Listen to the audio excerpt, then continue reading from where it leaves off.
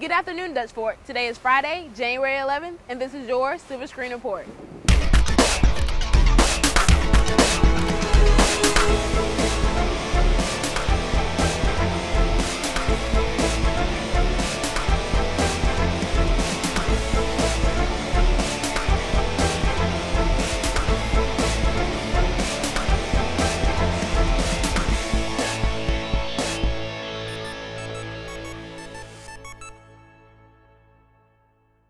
Construction is obviously in full gear on campus. Ross Jordan checks out the progress. It is no secret that construction is taking place on our campus. Southern Management Group is doing a great amount of work for our school, and Chris Farr describes what kind of work is being done. A good bit of construction that will affect the middle school and the high school. Right now you see us working in front of Dutch Fork High, where we're adding about 40 parking places to the front. And then in the back we're working on the new Health Sciences building. And we're also making the three-way stop where the stoplight is at Old Tama and Coon, a four-way stop that will have the new main entrance road for car riders. That'll go down through what's now the woods behind the tennis court. Students have different opinions on how much progress is being made. I've seen progress with what they're building and just everything going on. They seem to be doing a good job. I saw the parking lot being made, and that's about it. They told us that the parking lot would be in the front would be done by January, but like after Christmas break when we came back, it should be done, but it wasn't, so they're still working on that. Chris Farr explains some of the problems they've run into during this project. The weather is our biggest possible delay all the time in construction, and it was pretty bad on us in November and December. It rained a lot, but the weather's nice now, so we're able to do some catch up. A new health science building will be built behind the school. They want to also build a new building by Dutch Fork, which they've taken away the stairs, where the stairs used to be down to the lower fields. The Health Sciences building is a three-story building, and the lower two floors will have concessions and weight room and training room for the athletics, and then the top floor is Health Sciences classrooms and a Health Science presentation room and the coaches' suites for the coaches. I look forward to being a part of Dutch Fork Middle and Dutch Fork High for the next year, and thank y'all for sharing your campus with us. This has been Ross Jordan for your Silver Screen Report. The SAT word of the week is raise, a verb meaning to demolish or level. Students should feel safe at school. Check out how we handle dangerous situations.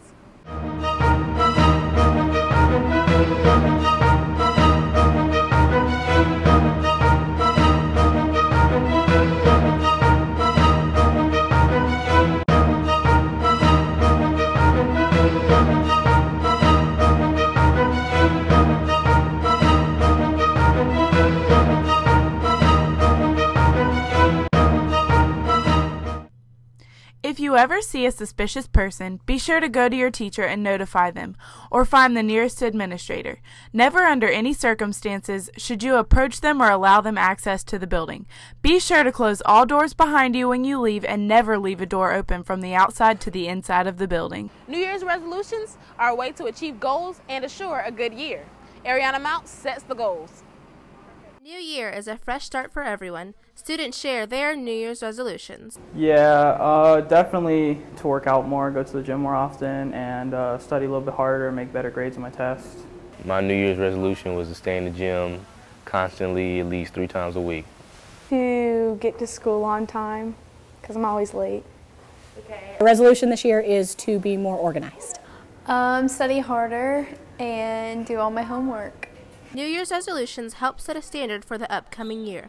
New Year's resolutions are important because they give us goals, they give us definite goals, and sometimes it helps, you know, even though we might already have a goal, sometimes we just need to say it over and over and over again. I think it gives us a goal for the year, and it gives us hope that things can be different or new, and change is always good even though we resist it. Determination is key when making a New Year's resolution. And not give up on it and stick through it. Plan. Don't just set a resolution and then think, oh, well, when I think of it, I'll do it. Have a plan or a schedule or some supplies, like those folders that I need. Stick to it. I mean, it might be hard, but it's something that you need to do. This has been Ariana Mount for your Silver Screen Report. The first semester is almost over, and students are now preparing for the next quarter. Jacob Sprankle gets the report card. Students enjoy the first semester and the challenges it brings. There's new experiences, got to meet a lot of new people. The classes are harder, but you know, I'm getting through them. Overall, this might have been my best semester in high school because it's time to buckle down. I'm ready to get out of here. One of the main concerns for the next semester is lazy study habits. Generally, students do better in the first semester than they do the second semester. Seniors, for first semester, these grades are still important. A lot of them are just applying to colleges. Certain students prefer to avoid work more than others. There's a lot of them, I believe, are going to start slacking off, but if they really want to graduate, they'll pick it back up like they're supposed to. Generally, I would worry more about students who have difficulty overall. However, the opinions about second semester work ethics differ. I think they start working more enthusiastically. My class is an elective class. It is a high interest class. So generally my students perform well. For the second semester, I like to do about consistently with my grades. I'm doing pretty well right now, so I'd like to just keep my grades up and just keep doing what I'm doing. This has been Jacob Sprankle for your Silver Screen Report. Senioritis is an epidemic sweeping the senior class. Jenny Klett has the story. Towards the second semester, seniors develop an urge to finish high school. Senioritis is when you just don't want to do anything, like everything becomes lazy and you just hate doing everything. Work, you hate coming to school, don't want to do any homework, so you just don't care anymore. Senioritis is when basically like a teacher gives you homework or like any type of work and you don't feel like doing it and you'd rather just like fail, or you just don't feel like doing anything anymore and you often you don't want to try. Senioritis is, I guess, not wanting to do anything in class because you know you only have a few more months of being in high school. Senioritis has even reached the point where it affects grade point averages. I don't want to do anything ever. I just come to school and just go by day, counting down until graduation. It's kind of like drop my grades a little because I'm just like kind of relaxing and not doing my full potential. So it could be better if I actually did, but because I have senioritis, I don't want to do anything. I think everyone has a little bit of senioritis. I mean, I think that's to be expected, and I don't think it's a bad thing to be looking forward to the future and where you're going. But you need to get through and finish successfully in Dutch Fork High School, and I don't want someone's senioritis to affect the end of their year where they may have had a really strong junior year and beginning of the year and then those grades at the end drop off, and I don't want to see that. Teachers are forced to deal with students that claim to be infected with senioritis. We all want to leave, and I'm pretty sure they're excited for us to become adults and enter the real world, but they still want to see us work and finish out the year strong. It's probably bad for them because they probably get frustrated that they give so much work to the students and they don't feel like doing it. And it's also like bad influence on the younger ones.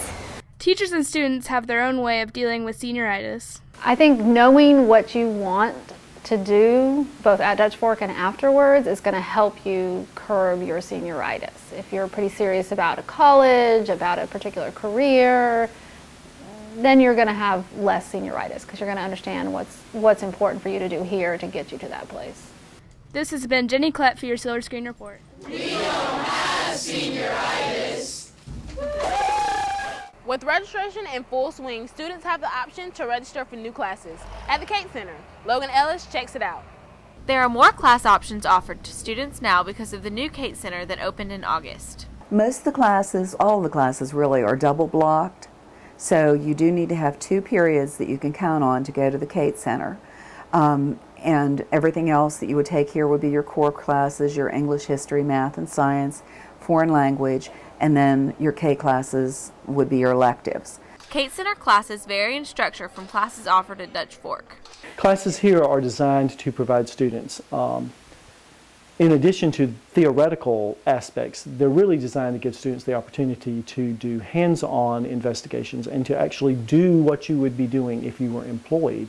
You definitely want to have a desire to do lab work and work in a team in a lab setting and work hands-on. There's not a lot of book work involved in a class like this. Classes at the Cape Center, they're just a totally different environment because we're doing a lot more of hands-on work and a lot more of experiments that you just wouldn't get at Dutch Fork. Since registration has already begun for next year, guidance counselors are urging people to look into different classes that are offered. Especially for the sophomores, this is such an important time for them, because this is the year, if you wanted to major like in health science, you would elect it. Early childhood education, you would elect it. If you wanted to do a major at the Kate Center, this is the time that you would elect it. Praise about the Kate Center has been overwhelming. This is totally different than just teaching chemistry, because I get to teach chemistry and physics and biology and biochemistry and engineering and computer programming. I get to do a whole lot of things in one class, and my students kind of like that too, because it's not just learning one content area. Get 2 credits, we learn a lot more hands-on, just, I don't know, it just feels better to take it here at the high school. If they're considering it, they definitely should just come here and take a class. It's kind of a risk because it's kind of a new thing, and like leaving the school day and coming over to a whole nother building, but it's really worth it and it's a really good experience to have under your belt. This has been Logan Ellis with your Silver Screen Report. This year at Dutch Fork, the talent show has been canceled, but LJ Finney takes a look at a possible alternative. This year, Dutch Fork's talent show has been canceled.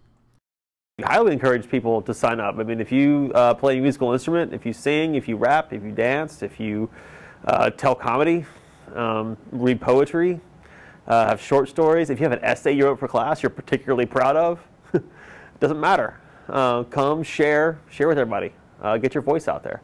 I know last year we kind of lacked a lot of participation, like not as many people are interested, so I guess there just wasn't enough acts. I think it was mainly due to like a lack of interest, so like not enough people were coming out, and it's not like you want to put on the whole show if you're going to have like 2 acts.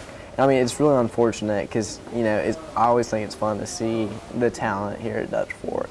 Many talents are displayed at the talent show. The students that participate would just kind of, you know, exhibit their talents, whether it be like singing or dancing or, you know, funny stuff, you know, whatever you're into and you're good at, you know, it is the talent show. Well, usually in the talent show, it's when everyone or people that are involved come and do talents that they like sing or dance or whatever acts that they do for like a hobby or whatever they think that they're talented in to show everyone. Instead of a talent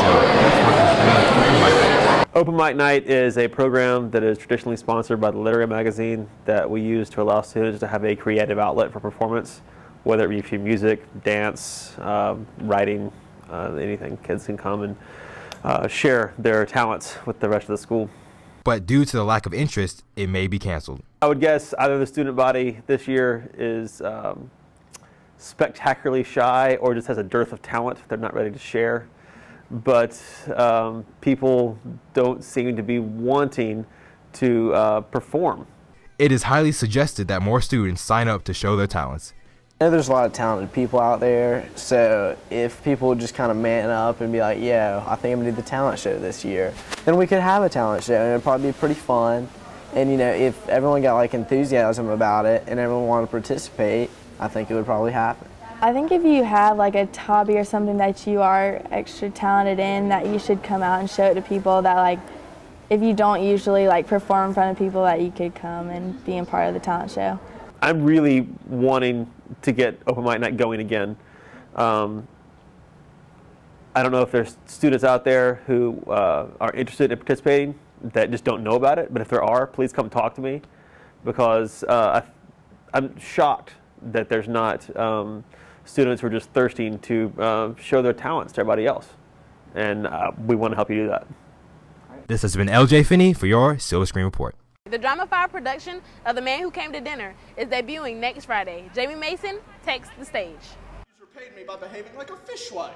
The Drama 5 class is working effortlessly on their rendition of The Man Who Came to Dinner. We've been working on this production almost we got it in our hands before summer of last year. So we've been working on it for a while, but really vigorously we've been working on it for 5 months maybe. The Man Who Came to Dinner differs from shows in the years past. Well, it's a lot lighter than Macbeth. You know, it's a comedy, and last year working on Shakespeare was like going into a completely different world because it's very serious and very deep. This play is the best play I think I've ever read. Just brilliantly, every line is just wonderful. So I really like working on something that I really feel genuinely honest about. With a production of this magnitude, obstacles are inevitable. The biggest obstacle that can come up is a lack of morale among the ensemble. Like if people just aren't motivated, like say the entire cast just isn't motivated one day, you can work for a few hours, but you're not going to get any real substantial work done, you know. After months of preparation, the expectations are high.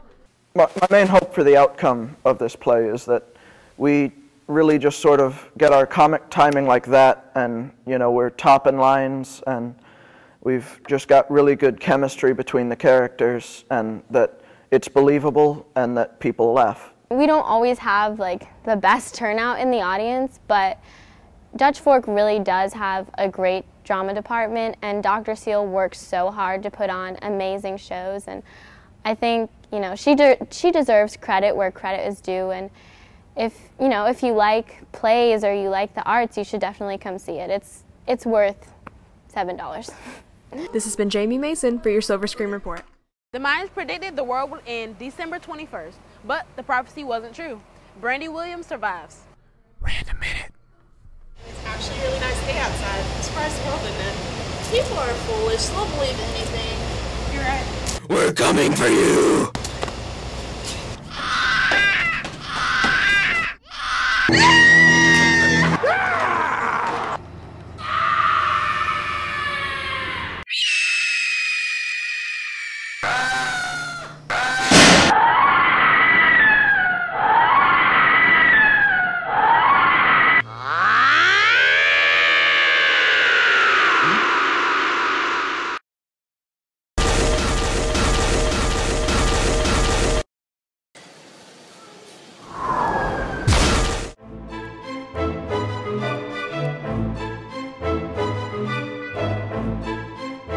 For this week's Kids in the Hall segment, we asked students what they would do today if they knew the world would end tomorrow.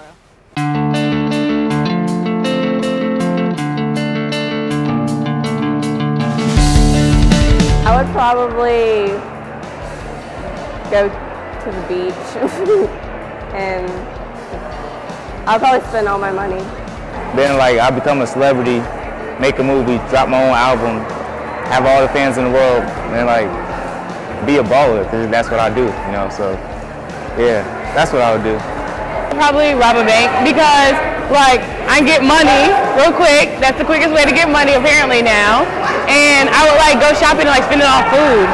I would drive somewhere that has a really nice view of the sunset, and that's probably where I would just kind of like post up for a little while, you know? There's a pink out tonight for the boys and girls basketball game against Aiken tonight at 6. This is a reminder for students who drive. Lock your vehicles. Applications for the Lexington Medical Partners Program for summer 2013 can be found in guidance. Thanks for watching. We'll see you guys next week.